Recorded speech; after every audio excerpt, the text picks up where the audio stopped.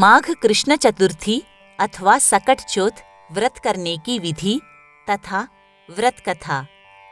माघ मास के कृष्ण पक्ष की चतुर्थी के दिन सकट चौथ का व्रत मनाया जाता है। सभी महिलाएं इस व्रत को करती है।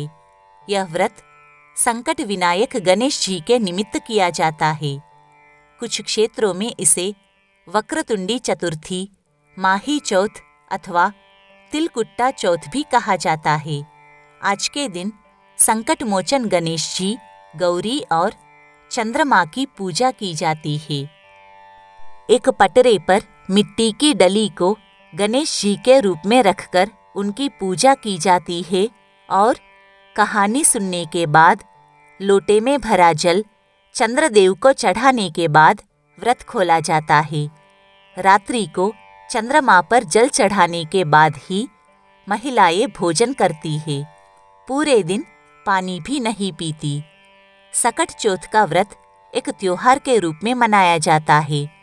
सफेद धुले हुए तिलों को गुड़ अथवा बूरे के साथ कूटकर तिलकुट्टा बनाया जाता है।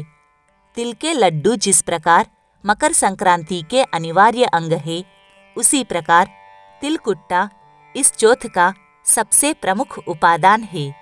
तिलकुट्टे से ही गणेश जी का पूजन किया जाता है। इसका ही बायना निकालते हैं और तिलकुट को भोजन के साथ खाते हैं। सकट चौथ की व्रत कथा। एक नगर में एक कुम्हार रहता था। एक बार जब उसने बर्तन बनाकर आवा लगाया तो आवा पका ही नहीं। ऐसा कई बार हुआ।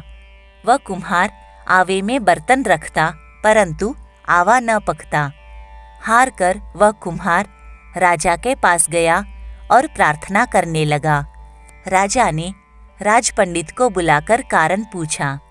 राज पंडित ने कहा, यदि हर बार आवा लगाते समय बच्चे की बलि दी जाएगी तो आवा पक जाएगा। राजा का आदेश हो गया। बलि आरंभ हुई। जिस परिवार की बारी होती वह परिवार अपने बच्चों में से एक बच्चा बलि के लिए भेज देता। इसी तरह कुछ दिनों बाद सकट के दिन एक बुढ़िया के एक लौते लड़के की बारी आई। बुढ़िया के लिए वही जीवन का सहारा था। दुखी बुढ़िया सोच रही थी कि मेरा यही तो एक बेटा है, वह भी सकट के दिन मुझसे जुदा हो जाएगा। बुढ़िया ने लड़के को सकट की सुपारी तथा दूब का बीड़ा देकर कहा, अब भगवान का नाम लेकर आवा में बैठ जाना, सकट माता रक्षा करेगी। बालक आवा में बिठा दिया गया और बुढ़िया सकट माता के सामने बैठकर पूजा प्रार्थना करने लगी। पहले तो आवा पकने में कई दिन लग जाते थे, पर इस बार सकट माता की कृपा से एक ही रात में आवा पक गया। सवेरे कुम्हार ने देखा तो हैरान रह गया। आवा पक गया था। बुढ़िया का बेटा तथा पहले आवे में बिठाए गए अन्य बालक भी जीवित तथा सुरक्षित थे।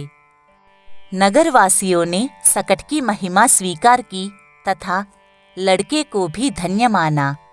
उस दिन से राजा ने पूरे राज्य में ढिंढोरा पिटवा दिया कि प्रत्येक व्यक्ति सकट माता का व्रत अवश्य करे। हे सकट माता, जैसे आपने बुढ़िया के लड़के की रक्षा की वैसे ही सबकी करना। कहता की, सुनता की और हुकारा भरता की। बोलो सकट माता की जय। गणेश जी महाराज की जय।